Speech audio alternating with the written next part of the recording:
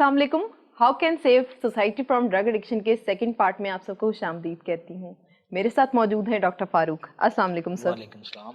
Sir, जैसा कि viewers ने हमारे पहली पार्ट देखा होगा, उसमें हमने बात की थी कि नौजवान नस्ल को हम ड्रग एडिक्शन से कैसे बचा सकते हैं। जी बिल्कुल। तो अब हम बात करने जा रहे हैं जनरल पॉपुलेशन पे। तो हमारे देखने वालों को बताएं कि किस तरह एक जो जनरल पर्सन है सोसाइटी का, वो इस लानत से कैसे बच सकता है। देखिए, जैसे मैंने पहले बताया कि हमारी यूथ जो है वो बुरी तरह से पार्ट 1 में जिक्र हुआ था। जी बिल्कुल। तो उसके साथ साथ जो बहुत तकलीफ दे बात है कि हमारा आम मुआशरा जो है वो इसमें बहुत बुरी तरह से फंस चुका है। बिल्कुल ऐसे ही है। और ये जो फिगर्स हैं, अगर स्टैटिकली हम इनको देखें तो खतरनाक हद तक चले गए हैं। Exactly, जो ऐसे ही है। हमारे मुल्क की तरक्की और इस मुल्क के मुस्तकबिल के लिए इंतहाई नाखुशगवार नहीं, खतरनाक हैं। बिल्कुल ऐसे तो ही है। यहाँ पर मैं ये समझता हूँ कि आज हमने हमारे मुआशरे के बहुत से लोगों ने मनशियात को जहाँ दीगर मामलात के लिए रखा, इन्होंने इसको फैशन का दर्जा दे दिया है। बिल्कुल ऐसे ही है। जिस तरह के आप देखें कि बहुत सारे लोग जो है ना कानून शिकनी को बहुत फ़ख्र समझते हैं कि हम जी ये 1 वे की खिलाफ वर्जी करते जा रहे हैं, हमें कोई रोकने वाला नहीं है, हम हवाई फायरिंग कर रहे हैं, हमें कोई पूछने वाला नहीं है। इसी तरह से मनशियात को मनशियात की फ्राहमी और मनशियात फरोशी के अड्डे कायम करना और जुए खाने चलाना, ये समझा जाता है कि हम अपनी ताकत का मुजाहरा कर रहे हैं। बिल्कुल। और सरेआम हम फायरिंग करते जा रहे हैं, हमें कोई नहीं रोक सकता। पूछने वाला नहीं। तो ये वो फैक्ट्स हैं जिनकी वजह से हमारा मुआशरा जो है मनशियात के बारे में भी उनकी रसाई बहुत मनशियात तक उनके आसान है, बहुत आसान है। और इसके साथ साथ लोग ये समझते हैं कि अगर हम भी ड्रग्स लेंगे तो हमें कोई पूछने वाला नहीं, हम कानून की धज्जियां उठाते फिरें, हमें कोई कुछ नहीं कर सकता। तो ये एक ऐसी मिसपरसेप्शन है जिसने हमारे मुआशरे को बुरी तरह से इसकी लपेट में ले लिया है। बिल्कुल। और यहाँ पर जो कानून नाफिज करने वाले इदारे हैं और हमारे मुआशरे के उलमा, असातिज़ा और तमाम स्टेक होल्डर्स जिनका सोसाइटी की बेहतरी के लिए हमेशा से एक रोल रहा है, मैं इस फोरम के हवाले से उनसे गुजारिश करूंगा कि वो अपने अपने ताईं इसकी बेखुनी के लिए अपनी आवाज़ को बुलंद करें। बिल्कुल। ताकि हम नौजवान नस्ल के साथ साथ अपने इस मुआशरे को इस लानत से छुटकारा दिला सकें। उलमा हजरात खुतबात में इस बात का प्रचार करें, पुलिस दीगर जो मामलात हैं उससे ज़्यादा सख्ती से ऐसे अफराद के साथ जो है वो बर्ताव करे कि वो दोबारा इस तरफ ना आए। बिल्कुल। क्योंकि ये एक्चुअली मैं ये समझता हूँ कि जब आप एक शख्स को मनशियात का आदी बनाते हैं तो आप सिर्फ एक फ़र्द का नुकसान नहीं करते, आप उस पूरी फैमिली का, उस पूरे इलाके का, उस पूरी सोसाइटी के लिए आपने जो है वो मसाइल पैदा किए। बिल्कुल ऐसे ही है। तो हमारी सोसाइटी में ये जो बढ़ता हुआ रुझान है उसकी बड़ी वजह ये स्टेटस सिंबल है, लाकानूनियत है। वरना अगर कानून की गिरफ्त मजबूत हो तो मैं ये समझता हूँ कि इस पर बड़ा जल्द काबू पाया जा सकता है। बिल्कुल, आप ठीक कह रहे हैं। तो हमें अब जहाँ पे ये बहुत ज़्यादा सरवाइव कर चुका है, इसकी रोकथाम के लिए जो मुस्बत इक़दाम हैं वो उठाना होंगे और अच्छी इलाज गाहें कायम करके, बिल्कुल, जहाँ पर हम इन लोगों की ज़हनी और जिस्मानी सेहत को बहाल करें, बेहतर करके उनका इलाज करके उनको इस तरह से ट्रेन करके मुआशरे में भेजें कि वो दोबारा से खुद इसकी रोकथाम में कारआमद और मददगार साबित हों।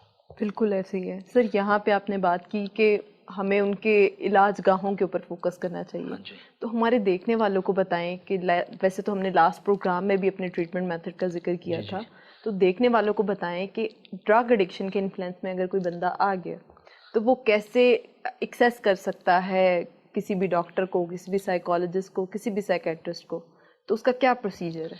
मैं बताता हूँ कि बहुत सारे लोग ये सवाल करते हैं कि जी क्या मनशियात का आदि जो है वो काबिल इलाज है।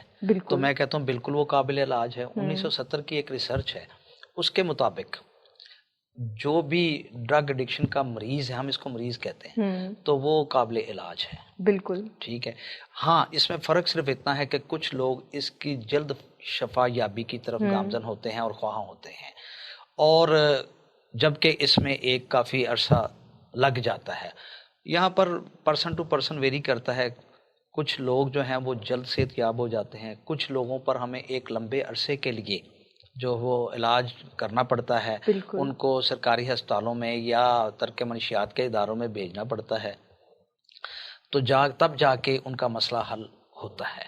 لیکن یہاں پہ بس ایک بات ایڈ کرنا چاہوں گی، جب تک ایک پیشنٹ کا اپنا کانسینٹ نہ ہو کہ وہ علاج کی طرف آنا چاہتا ہے، کیونکہ منشیات کے علاج میں موسٹلی یہ دیکھا جاتا ہے کہ ریلیپس کے چانسز بہت زیادہ ہوتے ہیں اور ریلیپس بہت زیادہ کامن ہوتا ہے. تو جب تک ایک فرد جو ہے وہ یہ انڈرسٹینڈ نہ کر لے کہ میں بیمار ہوں اور مجھے اس لعنت سے نکلنا ہے، تب تک وہ اس سے نہیں نکل سکتا. آپ کا اس کے بارے میں کیا؟ وہ یہ ہے کہ میں نے جیسے پچھلے پروگرام میں بتایا کہ یہاں پہ رول آف سائیکالوجسٹ جو ہے وہ بہت کنسیڈر کرتا ہے، بالکل کہ وہ اپنی کاؤنسلنگ کے ذریعے اس کو ایگری کرے کہ وہ منشیات کی اصلاح سے چھٹکارا حاصل کرے گا. اور ہاں، اس کے ساتھ ساتھ اس کی کانسنٹ ہونا تو بہت ضروری ہے، لیکن کانسنٹ اگر نہیں بھی ہے تو ہمیں اس کے ٹریٹمنٹ کی طرف لے کے جانا ہے، ورنہ وہ موت کی طرف بڑھ رہا ہے. ہمیں اپنی اس کو بچانے کی بھرپور کوشش کرنی ہے.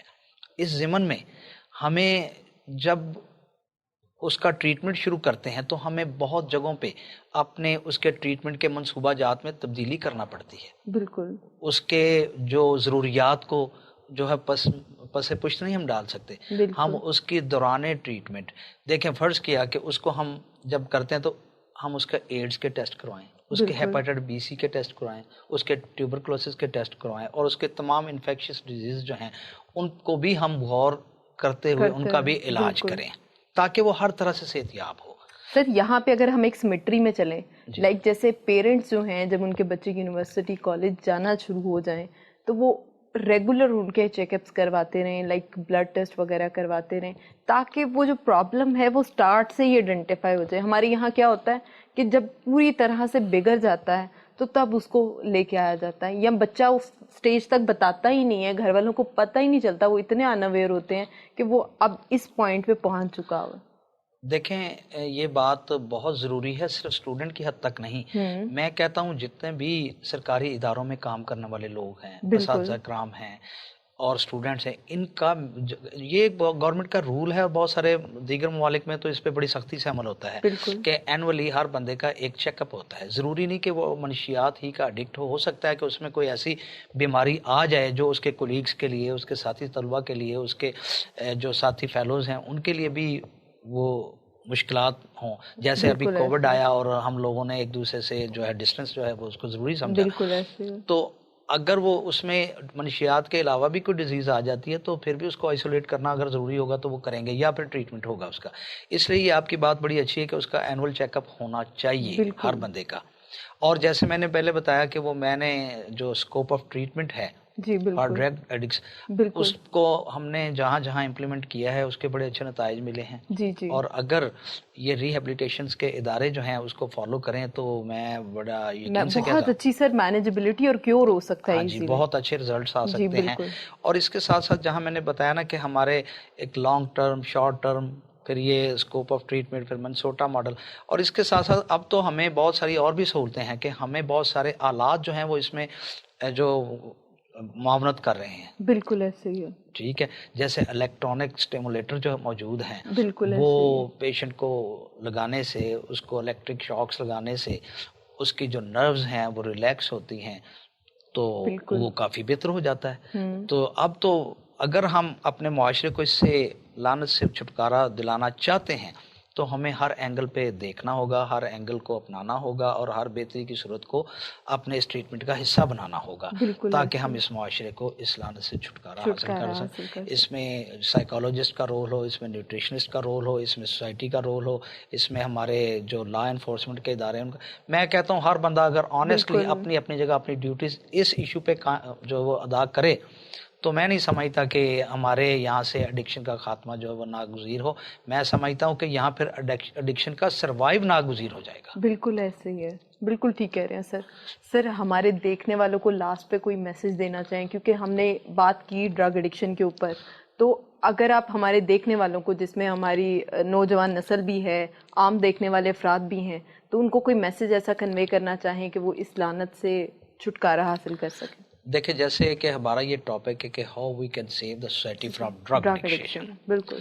تو یہاں پہ میرا صرف یہی میسج ہے کہ اگر ہم باپ ہیں تو ہمیں اپنے اولاد کے لیے وہ تمام میئرز دیکھنا ہے جو اس کو اس لعنت سے بچا سکے. اگر ہم بھائی ہیں تو ہمیں بڑے بھائی کی حیثیت سے، اگر ہم معاشرے کا کوئی فرد ہیں، اگر ہم کسی ادارے کے سربراہ ہیں، تو ہمیں اس ایشو پہ بڑی ایماندارانہ اپنی سروسز اپلائی کرنے سے میں یہ سمجھتا ہوں کہ ہمارے نوجوان ہی نہیں، ہمارے معاشرے کا ہر فرد جو ہے وہ اس سے بچ سکتا ہے. لیکن اس کے لیے ہمیں صرف اور صرف 1 پوائنٹ ایجنڈا جو ہے آنیسٹی سے اس پہ کام کرنے کی ضرورت ہے. وہ 1 پوائنٹ ایجنڈا یہی ہے کہ ہم اس ایشو پہ بڑی ایمانداری سے اپنی تمام سروسز اپلائی کریں، تمام اپنے جو اپنی صلاحیتیں ہیں ان کو بروئے کار لائیں. تو انشاءاللہ اللہ کے فضل و کرم سے وہ دن دور نہیں کہ جب ہمارا یہ معاشرہ، مسلم معاشرہ جو ہے وہ واقعی اسلامی ریاست کا ایک آئینہ دار بھی ہوگا، اور منشیات کے خاتمے کے لیے جو ہے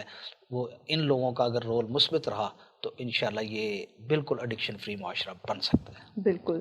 تھینک یو سو مچ سر. امید کرتی ہوں کہ ہمارے دیکھنے والوں کو آج کے ایپیسوڈ سے بہت کچھ سیکھنے کو ملا ہوگا.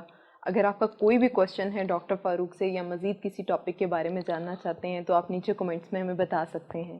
آج کے پروگرام میں ہم نے بات کی تھی ڈرگ ایڈکشن کے اوپر کہ ہماری نوجوان نسل میں جو ہے وہ یہ بہت زیادہ کامن ہے. اس کے علاوہ عام افراد جو ہماری سوسائٹی ہے اس میں بھی بہت زیادہ کامن ہے. اس کے علاوہ ہم نے بات کی کہ وہ کون سے ٹریٹمنٹ میتھڈ ہیں جن کے تھرو جو ہے وہ ہم اس ایڈکشن سے نکل سکتے ہیں. تو اسی کے ساتھ مجھے دیجیے اجازت. اللہ حافظ.